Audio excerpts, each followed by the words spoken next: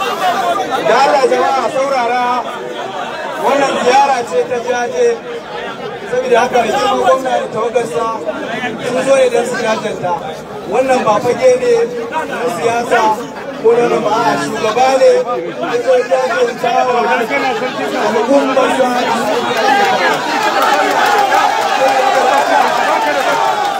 ya haƙuri da yi shiru cikin gwamnatina kaɗan zani abin da ya kawo a ya kawo wannan guri za mu kammala da girma gwamna da izininka za mu gayyaci mana rubuta sani ko ya buɗe mana wannan ziyara mai albarka da addu'a.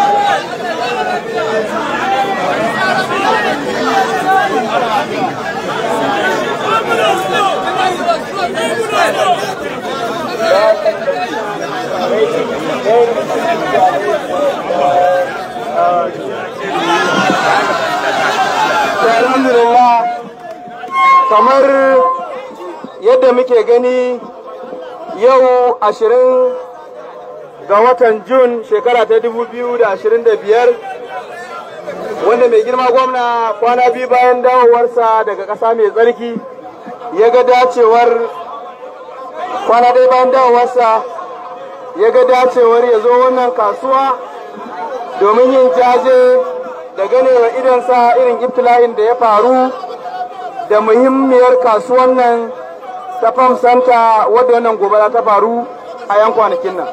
Kuma kowa ya sani tun kafin ma ya dawo ya kafa kwamiti, kuma kwamiti ya yi aikinsa, amma ya zo da kafa tare da tawagarsa domin ganin yadda wannan ibtila'i ya faru tare da ƙoƙarin tunanin hanyoyin da za a bi domin magance gaba. Ba na so da in cika ku da surutu, za mu gayyaci shugaban ƙungiyar kasuwar GSM Alhaji Jamilu Gama domin ya jawabin maraba. A'udhu billahi samiul alim minash shaitanir rajim, bismillahir rahmanir rahim. Muna wa Allah subhanahu wata'ala godiya da ya nuna mana wannan muhimmiyar ranar da take da muhimmanci a gare mu, ranar da mai girma injiniya Abba Kabir Yusuf, gwamnan al'umma, gwamnan talakawa, gwamna mai jin kai, gwamna ɗaya tilo wanda ba a taba irin shi a tarihin jihar Kano ba, kuma ba za a yi ba. Gwamnan da tun yana ƙasa mai tsarki ya jinjina da abin da ya faru da al'ummar kasuwar waya ta Farm Center, ya koka duk bidiyo ya yi yawo mun gani. Gwamnan da ran da abin ya faru ranar ya kafa kwamiti wanda ya ja kunnen kwamitin kuma ya bashi sati ɗaya kacal, kuma cikin ikon Allah kwamitin ya haɗa dukkan rahoton da zai haɗa masa, kuma aka yi masa samitin wannan report ɗin jiya.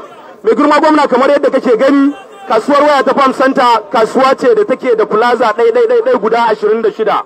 kasuwa ce wadda take da zuzurutun matasa mutum 39,000.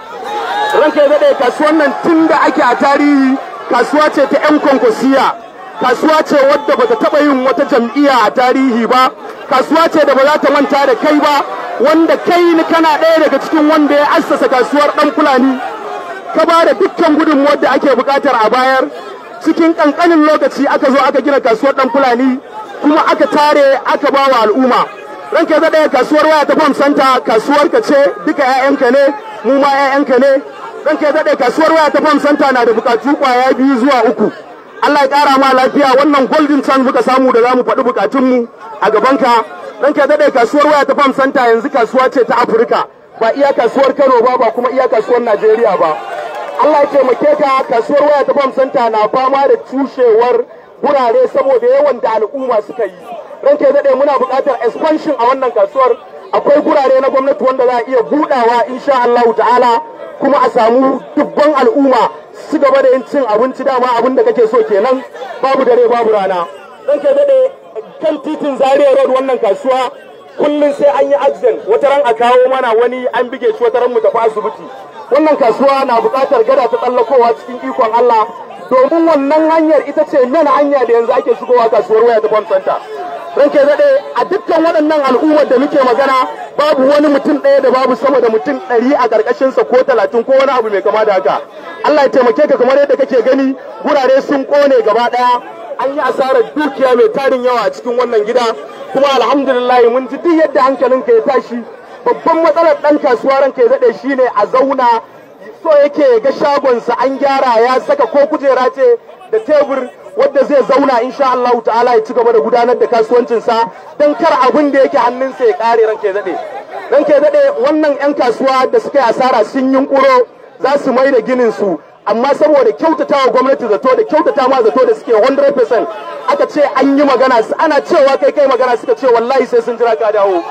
Ranka ya daɗe, wannan 'yan kasuwa masu biyayya ne 100%, kuma kamar yadda kake gani ba a taɓa ko ina ba, ana jiran umarninka sai abin da ka faɗa. Ranka ya daɗe, saboda lokaci za mu tsaya a nan gurin. Kasuwar waya ta Farm Center kasuwar ka ce, al'ummar 'yan waya kasuwar ka ne. Allah ya saka da alkhairi, Allah ya ƙara girma, yadda ka zo lafiya Allah ya mai da kai gida lafiya. Wassalamu alaikum wa rahmatullahi ta'ala wa barakatuh. To alhamdulillah, jawabi kenan muka samu na maraba daga shugaban kungiyar kasuwa. Yanzu sai jawabin sarkin kasuwa Alhaji Abdullahi sarkin kasuwa a koma ta san bangaren ware za ku sada. A'udhu billahi minash shaitanir rajim. Bismillahir rahmanir rahim.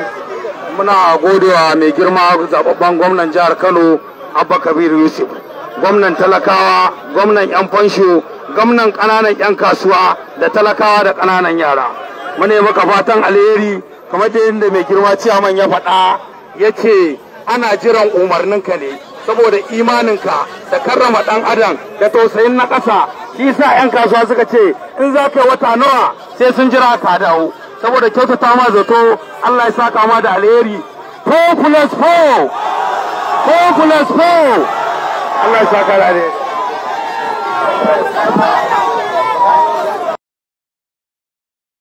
To alhamdulillah, mun saurari jawabai na maraba daga shugaban kungiyar kasuwa da kuma sarkin kasuwa.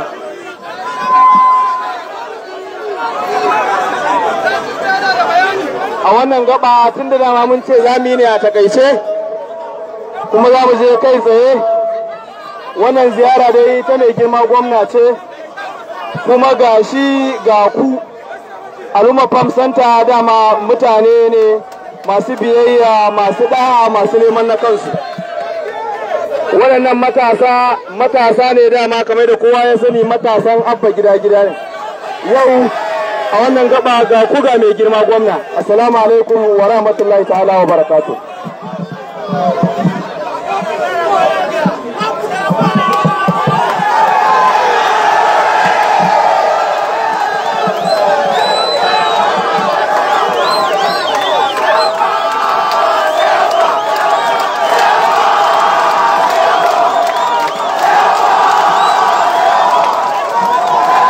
godiya.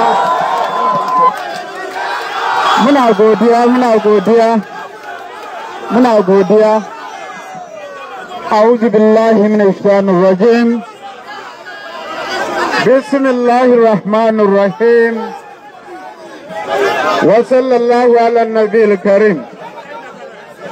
جماعة musamman shugabanni na wannan kasuwa mai albarka da kuma matasanmu masu jini a jika, mazanku da mata masu kishin al'ummar jihar Kano, masu kishin mutanen Kano da gwamnatin jihar Kano, matasa masu neman abin kansu, wanda suke so kullum su dogara a kansu, wanda suke kawo tattalin arzikin jihar Kano yake bunƙasa.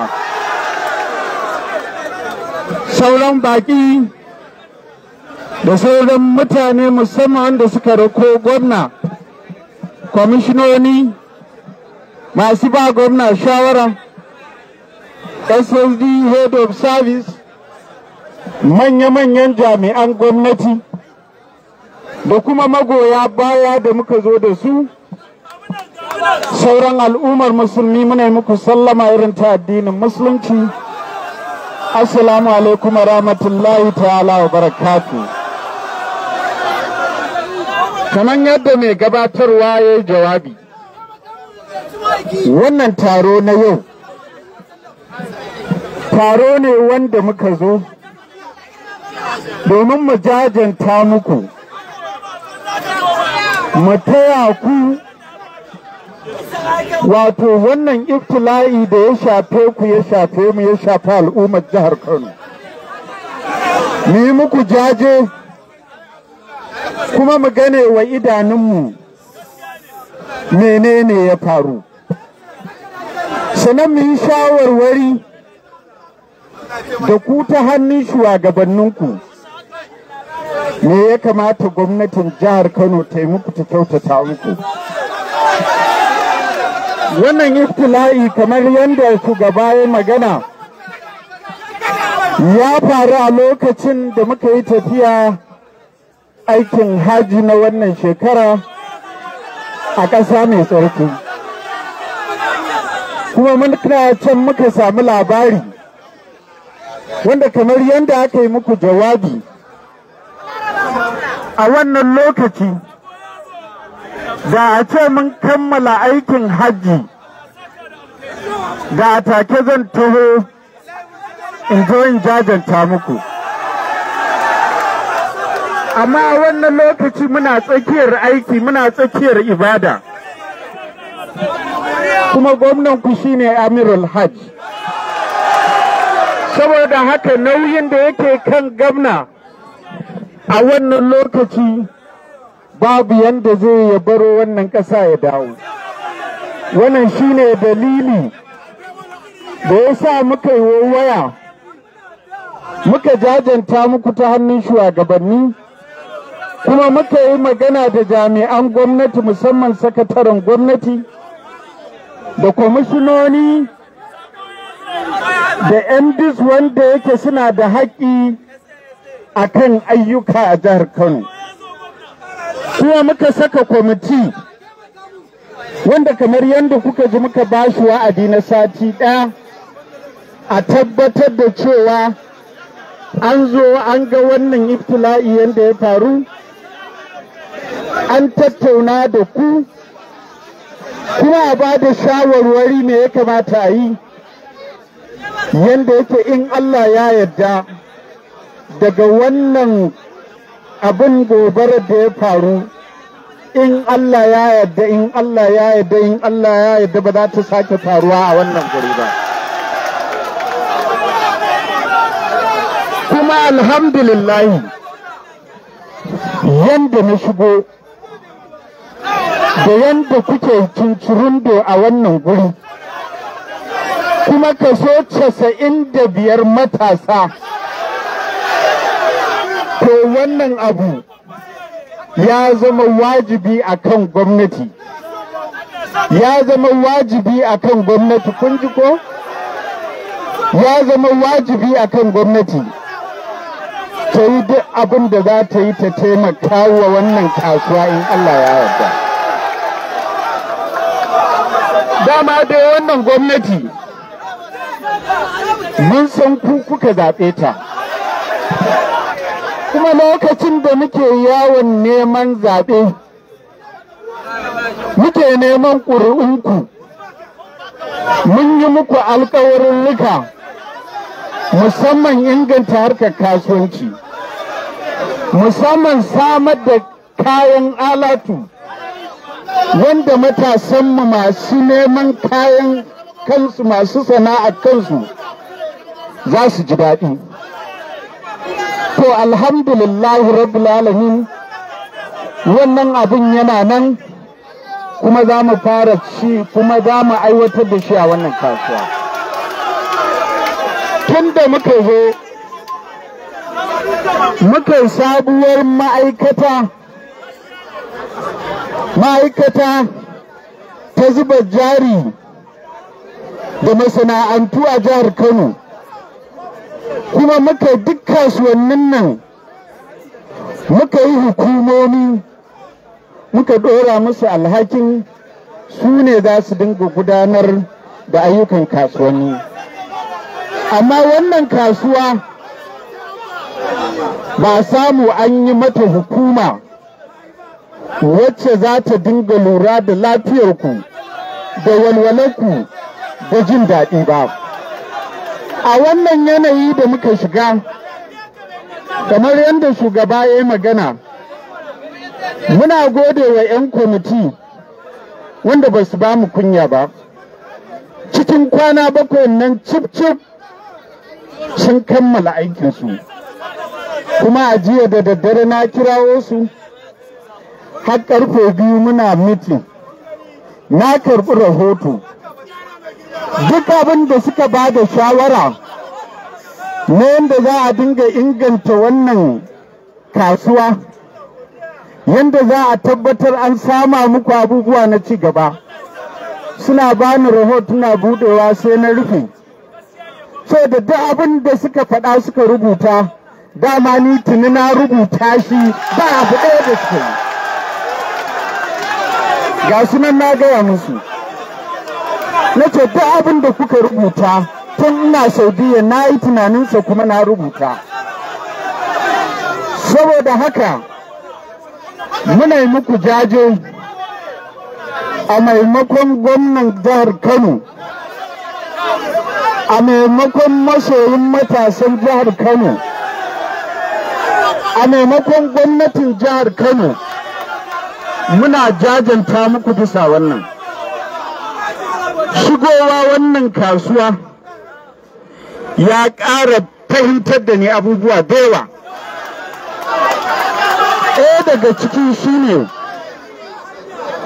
ko iya nan muka tsaya yawan ku kadai, wannan kasuwar ta yi kaɗan, ba za mu yarda da wannan ba. Wannan kasuwa tana buƙatar ko ba ku faɗa ba, ƙasa ta gwamnati ce, ba wanda yake da iko akan ƙasa ce gwamnati. Gwamnati kuma an ce gwamna ne yake da iko akan ƙasa. To duk inda za mu zagaya a nan mu duba fuloti, ƙasa fuloti wacce za mu yi muku sabuwar kasuwa, za mu yi wannan. Duk yadda za mu yi a wannan ɗan ƙanƙanin lokaci mu gyara muku wannan kantina da suka ƙone, wannan za mu yi su. Kuma wannan gyara na kantina shi yasa na ce kwamishinan ayyuka ya zo gashi, shi yasa na ce MD shugabar hukuma ta raya birane ta zo gata, shi yasa na ce taho da injiniyoyi a wanda kasuwan nan ne mana wajibi mu yi kasuwa ta zamani kuma mu ba ku waɗannan shops da za a yi yadda yake za a gudanar da kasuwancin yadda ya kamata. Muna so mu ga yau inda mazauni wato fara saboda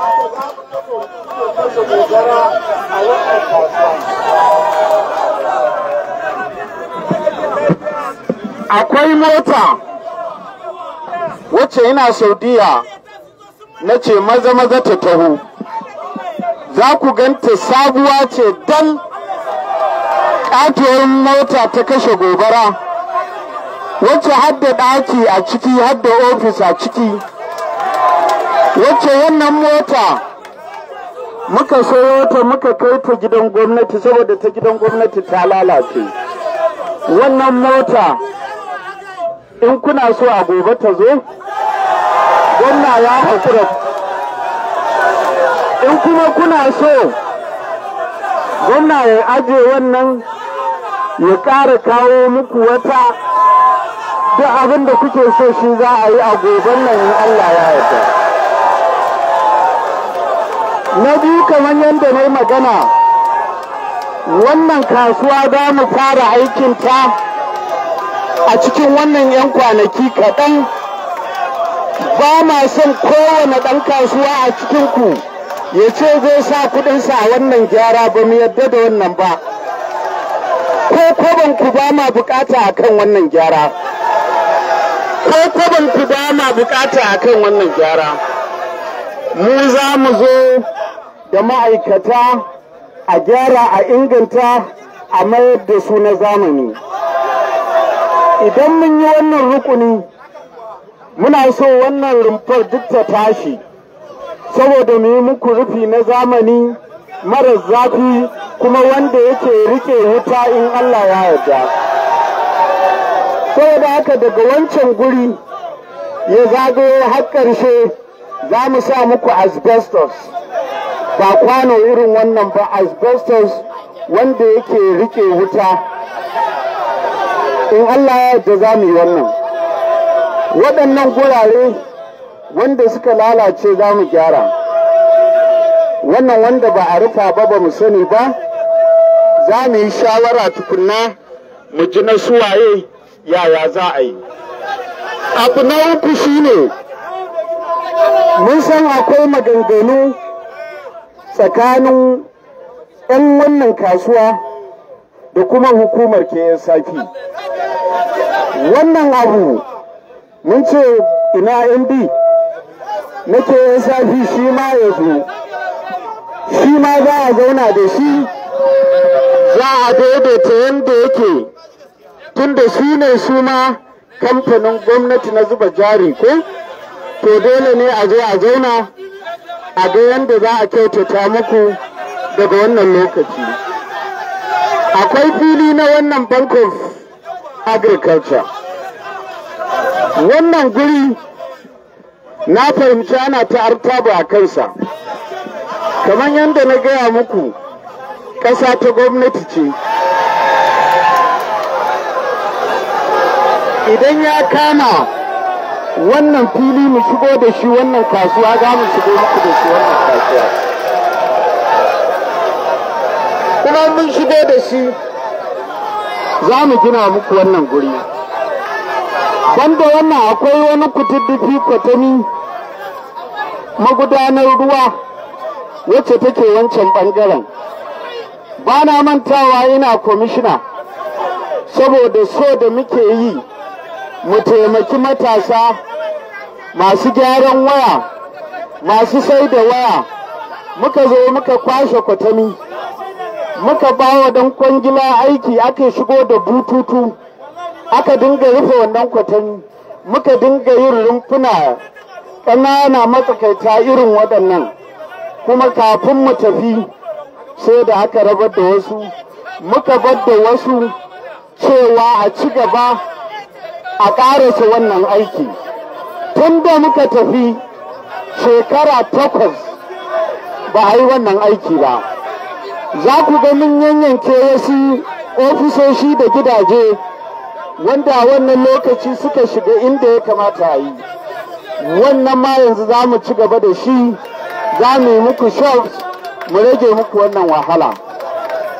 Wanda wannan ko kafin muna tafi sai da na yi mitin da 'yan kasuwar kantin kwari da 'yan kasuwar wafa da na sabon gari ta hannun kwamishina cewa su gaya mana gwamna yana so ya shiga kasuwanni ya yi musu aiki. Gwamna ya tanadi kuɗi na yin waɗannan ayyuka, amma a zo a gaya wa gwamna me ake so an kasa. Saboda haka na gaya musu samar da titi a cikin kasuwanni, samar da fitilu na sola a cikin kasuwanni, samar da magudanar ruwa, fada da titi za mu yi shi. Yanzu tun da wannan ibtila'i ya zo nan, in Allah ya yarda za mu fara da wannan ciki abu ne kankani mu zo mu samu ku sola. Kuma aikin sola mu a wajenmu ba wani aiki ba ne. Kuna ga yadda muka cire fitilun kan titi wanda ake sayan diesel, wanda ake da janareta, wanda ake sabis, wanda ake kashe biliyoyin kudi. Zuwanmu muka dakatar da wannan, muka cire fitilu irin na janareta, muka kawo sola muka sa. Yau a cikin Kano kusan tituna 130 ne wanda muka sa sola. Ka sa sola a titi 130. Wannan kasuwar kuna jin a kwana 7 ba za mu gama muku wannan sa sola ba. Saboda haka wannan aiki na sola gwamnatin ku za ta zo, ana wannan aiki ana kuma sa muku sola. Yanda yake kasuwan nan haka za ta haske, wannan kowane lungu da saƙo zai haske, ka haske ƙasa ka haske sama, haka daga bakin waje zai haske. In Allah ya yarda ba mu taɓa alƙawari ba mu cika ba, kuma mun yi muku wannan alƙawari.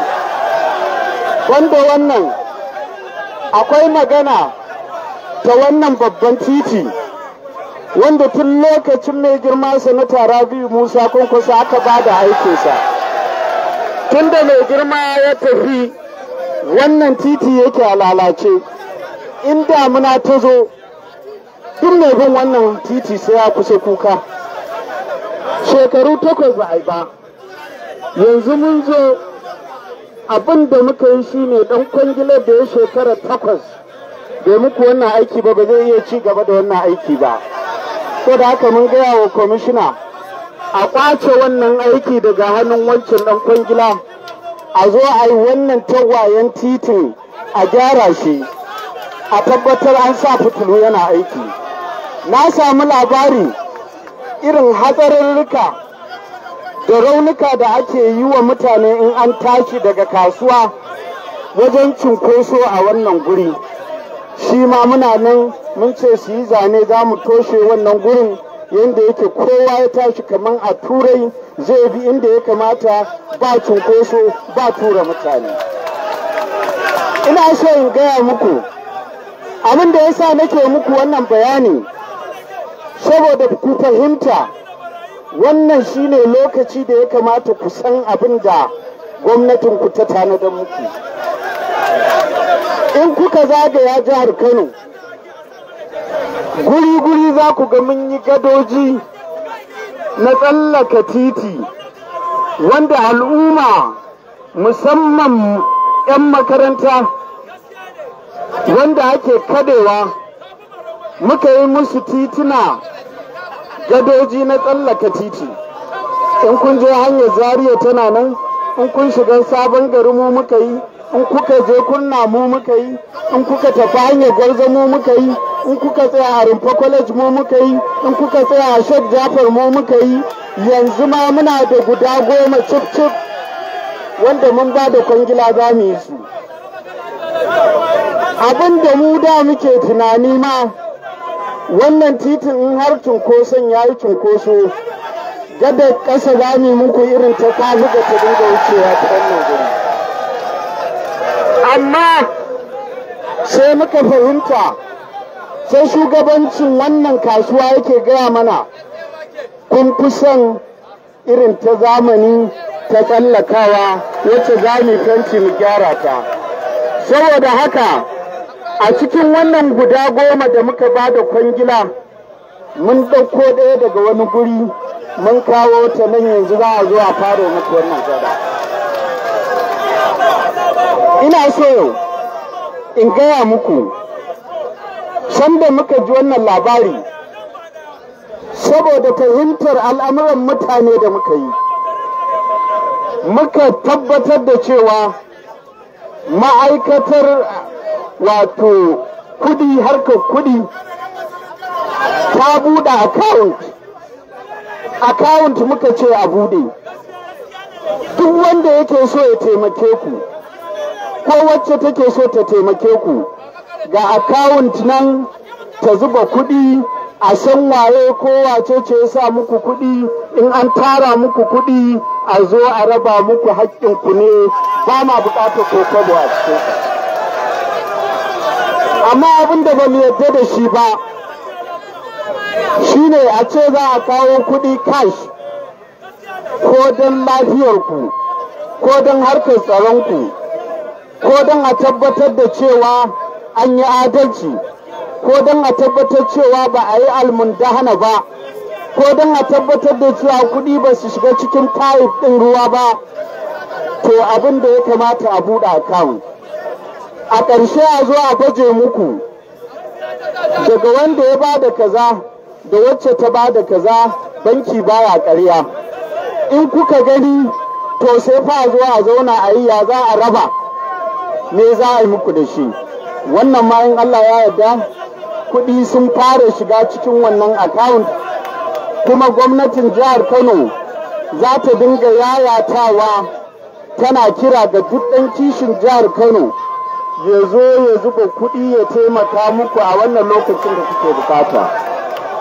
Saboda haka ina kira duk waɗanda suke ganin sun yi alkawari za su ba da kuɗi, muna gode musu, muna ƙara gode musu, kuma muna kira gare su ga asusu nan a zo a zuba wa matasanmu na GSM market wannan kuɗi a ciki.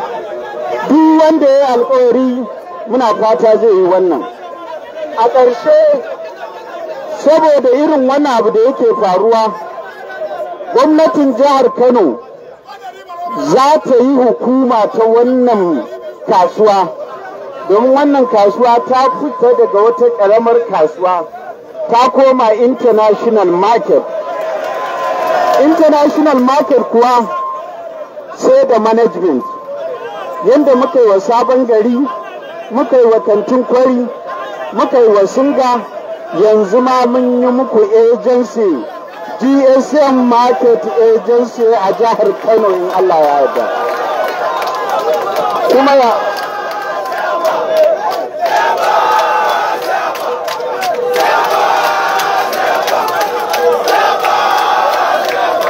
ina so, ina godiya, na gode. Ina so wannan hukuma da za mu yi muku a cikin ku za mu ɗabi shugabanninta, sai dai 'yan membobi ku za ku bayar, sai dai membobi wanda yake gwamnati ce za ta sa, kamar manajin darakta, kamar sakatare, gwamnati ce za ta bayar. Amma membobi na ƙungiyoyi daban-daban kowace ƙungiya a nan sai ta samu wakilci a wannan hukuma da muke ciki, kuma wannan ku za ku je ku yi. A ƙarshe kamar yadda na gaya muku, waɗannan kuɗaɗe da za a tara kuɗaɗenku ne, mu kuma a yanzu abin da muka yi muku wannan alƙawarin ga in kuka duba za ku ga za a kashe makudan ɗarurrukan miliyoyin kuɗi saboda za a yi wannan aiki. saboda haka wannan kashe muku wannan makudan kuɗi shine alkawarin wannan gwamnati da za ta yi muku a wannan lokaci. Sauran abubuwa in Allah yadda za a ci gaba da su yadda ya kamata. A wannan gaba, a matsayinku na matasa, a matsayinku na masu kishin Kano, a matsayinku na waɗanda gwamna yake ganin girmanku da ƙimarku, a matsayinku na waɗanda gwamna ya yarda da ku, ya tabbatar da cewa ku 'yan son ci gaban jihar Kano ne, a matsayinku na masu hada-hadar sai da waya da kuma gyara waya, ina roƙonku Allah annabi, ku ba da gudunmawa. Harkar ƙwacen waya a jihar Kano ba namu ba ne, harkar ƙwace mutane waya baƙon abu ne a jihar Kano. Matasan jihar Kano an san su da daraja da mutunci, wannan sabon abu ne ya shigo mana, kuma ballantana hatta kai ga an cutar da al'umma, ko mutum bai bayar ba a lahanta shi ko wani abu. To ina kira ga gare ku gaba ɗaya, ku ba da haɗin kai, ku ba da gudunmawa na yadda yake matasanmu waɗanda suka shiga cikin wannan hali za su daina shi. Muna nan da hanyoyi na taimaka muku kala-kala. Muna da manyan makarantu da muka yi yanzu guda 26 na koyar da sana'o'i. Duk matashin da yake son sana'a, kowace irin sana'a ce, ya sanar da shugabanninsa, tunda ba za mu san kowa ba, ba za mu iya karɓar kowa ba. In za ku yi ƙungiyoyi, ku sanar da mu, a ba mu sunaye, kowanne ya faɗi sana'ar da yake so, mu kuma mu dinga tura waɗannan matasa, muna koya musu sana'a, muna ba su jari, suna zuwa suna yi. Sai muke yi, mu bar tarihi. Ita siyasa ba hauka ba ce, mulkin gwamnati ba hauka ba ne. Duk wanda ya sha giyar mulki, to kuwa zai faɗa ramin da ba zai fita ba. Amma idan ka yadda talakawa shi ne shugabannin, kai kuma gwamna kai ne bawa, kai mataimakin gwamna kai ne bawa, kai SSG ko wani MD ko ma wane ne kai ne bawa, to za a zauna lafiya. Domin talakawa da matasa kuna nan daren dam, mu kuwa na wani lokaci ne, idan ka yi alheri a ce ka dawo, in ka yi sharri a ce Allah raka taki gona.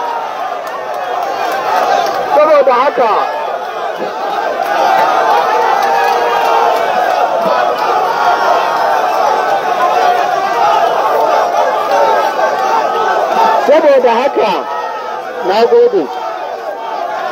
Saboda haka nake ƙara kira gare ku, matasa kuna da kima a hannun gwamnati, a idon gwamnati. A yi haƙuri, a ba da haɗin kai, wannan harka ta ƙwacen waya. Da Allah da annabi matasa ku fahimtar da mutanenmu yara. Kuma kuna gani duk waɗanda suke wannan, mun san masu ziga su, mun san masu ba su kuɗi. Duk wanda ya ba wa ɗan wani ƙwaya ya sha, ko ya ba shi makami ya ce je kake ta'addanci, to maƙiyinku ne, maƙiyin jihar Kano ne, maƙiyin gwamnati ne. In mutum ya isa, dukkanin wanda yake gwamnati ya fito da ɗansa ko yasa ya sa shi ya daba. In dai mutum ya isa, ya fito da ɗansa ya ce daba ta ƙwace waya ko ta daba wa mutane wuƙa abu ne mai kyau, fito da ɗanka ka sa shi a ciki. Tsakaninku da Allah, tsakaninku da Allah, tsakaninku da Allah, wani shugaba ne tun daga saman koli zuwa kanmu zuwa na ƙasa wanda ɗansa yake cikin wannan harka? Sai ku, sai 'ya'yan talakawanmu, sai 'ya'yan wanda suka zaɓe mu, sai 'ya'ya masu ƙwaƙwalwa waɗanda duk yanzu a nan ka ɗebi matasan nan wanda suka gama sakandare za ka samu da yawanku kuna da tafi abin kirgawa. Irin waɗannan sai ku bari a dinga amfani da hankalinku, ana cutar da ku, ana cutar da iyalinku, ana cutar da al'umma. To ina kira gare ku, ina fata kuma wannan kira da na yi za a yi amfani da shi, sannan kuma a bama jami'an tsaro haɗin kai. A bama jami'an tsaro haɗin kai. Ko wannan aiki da za mu yi tare za mu yi da jami'an tsaro, domin abin da nake so don a gama muku wannan aiki da gaggawa za mu yi aiki na rana, za mu yi aiki na dare. Yayin da kuke bacci wasu masu aiki suna nan da fitilu su kuma suna aiki. Yayin da za ku zo da safe abin da kuka ga an yi da rana za ku ga bambanci, domin wannan da kuma suka yi da daddare za su tafi su bacci, wasu kuma za su zo su ɗauka. Muna gode muku, muna ƙara gode muku. Allah ya ƙara kiyaye gaba, kuma in Allah yadda za a zo a fara wannan aiki. Wassalamu alaikum wa rahmatullahi ta'ala wa barakatuh. Na gode muku.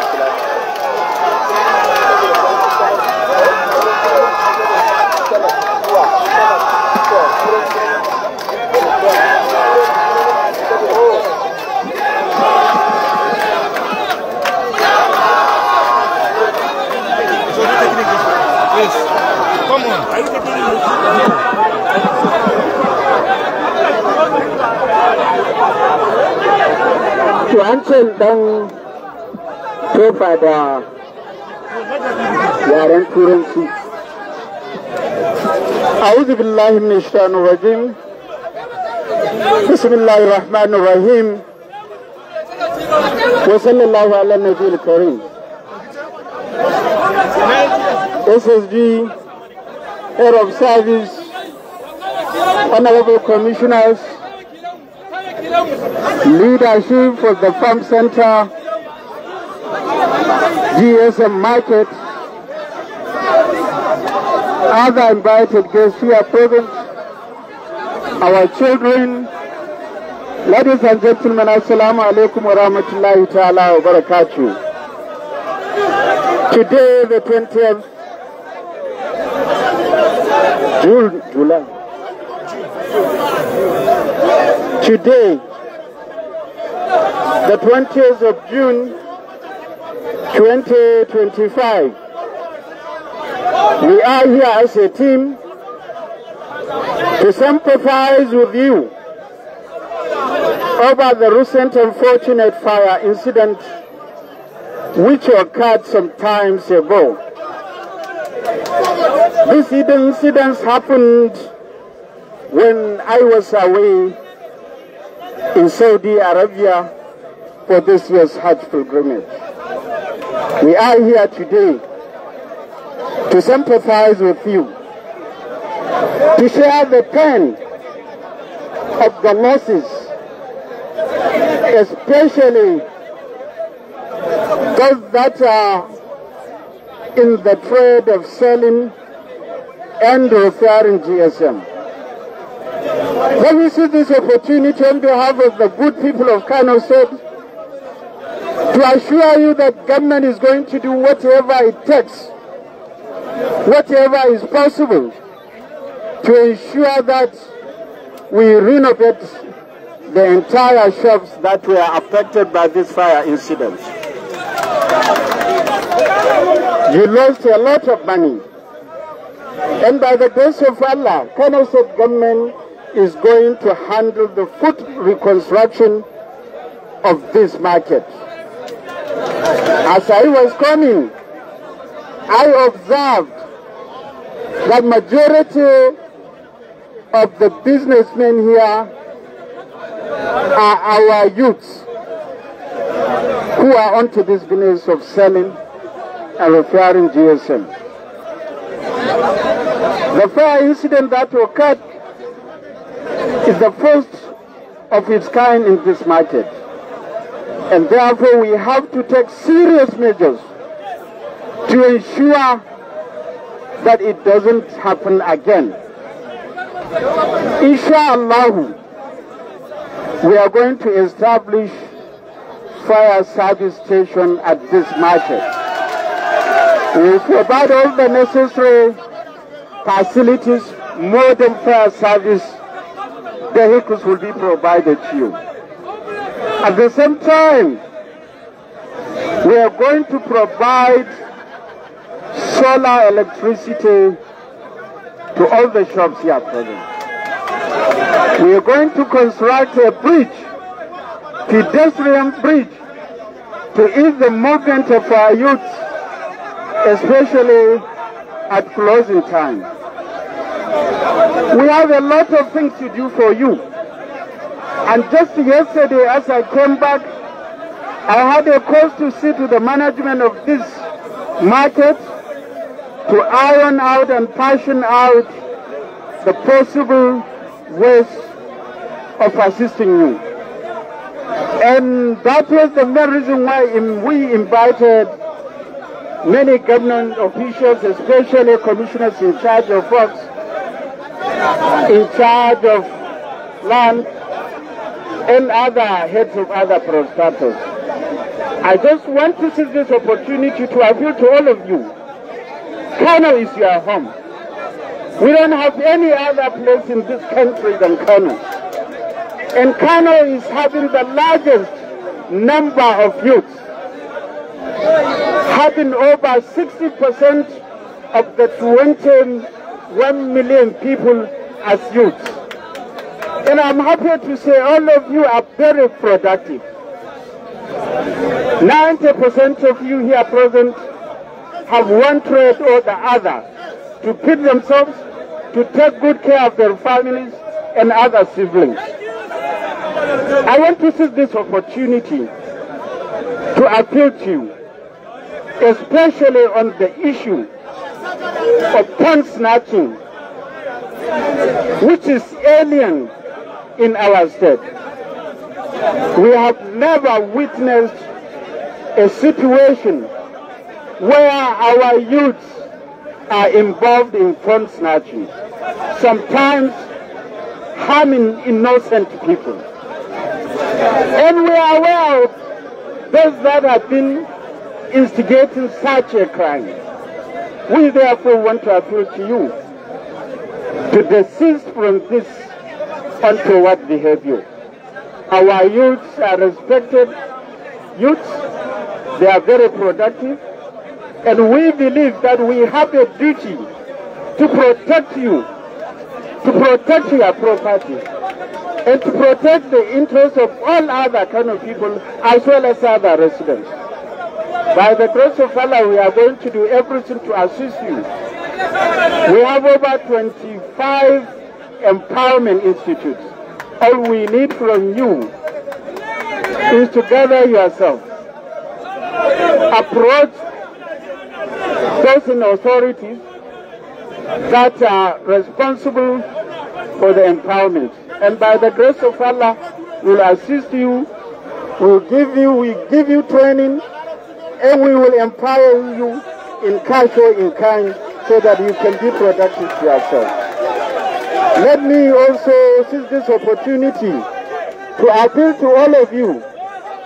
Please and please cooperate with the security agencies. They are your partners in progress. They are here to protect you. They are here to protect your properties. So accord them maximum cooperation so that collectively we can deliver Kano to the maximum height. Inshallah, within the shortest possible time, the government will start renovation on all these shops. Government will renovate it for you. We will furnish them for you. We will put street lights for you. We will do all the needful to ensure that you live a productive life as businessmen. We thank you for listening, and we wish you best of luck as always. Wassalamu alaikum wa rahmatullahi ta'ala wa barakatuh. To alhamdulillah, jawabi kenan muka saurara za mu kira shugaban karamar hukumar Tarayya ya yi bayanin godiya kuma ya rufe mana da addu'a. Ahmed Muhammad Shekure.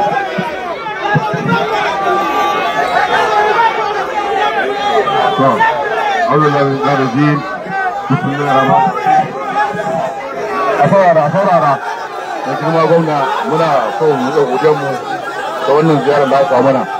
Kamar da kasan ne matasa ne zunzurutu su kusan mutum 40 anan kuma ma 40 bane ya sani. Wannan matasan akalla kasar mutane zuwa miliyan 1 zuwa miliyan 2 sa ta abinci ƙarshen. Inda akwai mai nake da iyaye da kalli guda mutum 10 da su a wannan wajen. Muna ma godiya kwarai da gaske mun san kai mai cika alƙawari ne. Wannan kusan kamar mutum gobarin ta cike muka yi. Ga shi za a mana sabuwar kasuwa ba dare ba rana. Za a mana gada dalilin wannan abun. To muna godiya kwarai da gaske saka da alheri. Ni sai su goma ga Allah. ربنا آتنا في الدنيا حسنة وفي الآخرة حسنة وقنا عذاب النار. اللهم لا يكفر على النبي يا أيها الذين آمنوا صلوا عليه وسلموا تسليما وصلى الله تعالى عليه وعلى آله وأصحابه وسلم تسليما.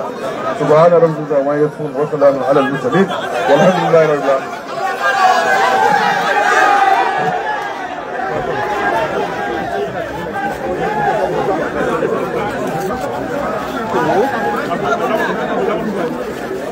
Allah daga mishi Allah. Irin wannan ne ba sai ga mutum ya zo da wani abu.